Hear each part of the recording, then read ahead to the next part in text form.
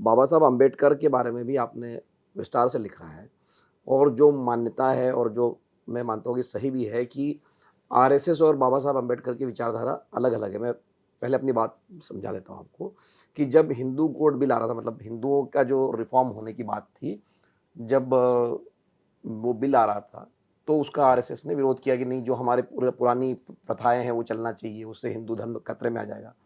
तो आरएसएस, हिंदू महासभा, इन सब संस्थाओं ने उस समय, जो भी हिंदूवादी संगठन थे, उन्होंने उस समय विरोध किया था।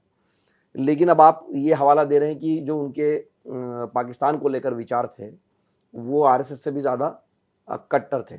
लेकिन फिर भी ये 2 अलग-अलग चीज़ें, वो जो पाकिस्तान के बारे में कह रहे थे या वो मुसलमानों के बारे में कह रहे हैं, और वर्सेस जो उनका विरोध आरएसएस ने किया, वो तो सब ऑन रिकॉर्ड है ना कि वो, मतलब जो हिंदू धर्म का मैं कहूँ अगर रिफॉर्म हुआ, तो उसमें बाबा साहब अम्बेडकर का बड़ा योगदान है। आप देखो, मैं एक एग्जांपल से देखिए आपकी बात का जवाब दूंगा।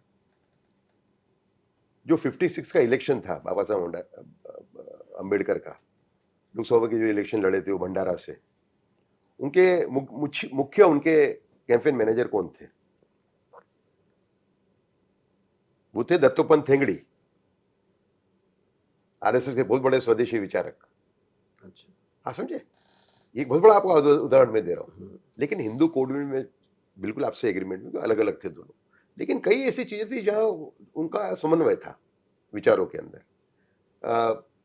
आपके पूर्व जनसंघ के अध्यक्ष आपके मधोक, बलराज मधोक अपनी किताब में लिखते हैं कि जब शेख अब्दुल्ला को नेहरू ने भेजा इनसे मिलने के लिए, आप 370 की बात कर रहे हो तो आप इनसे पहले बात करो, तो बाबा साहब ने क्या जवाब दिया? बाबा साहब ने ये कहा कि देखो, हम तुम्हें हर टाइप की मदद करें, हम तुम्हारे बॉर्डर की रक्षा करें, है ना, और बाद में आप कहो कि हमारी एंट्री वहां पे नहीं है, ऐसा धोखा मैं मेरी मातृभूमि के साथ नहीं कर सकता। देशभक्ति का सबसे बड़ा उदाहरण है ये।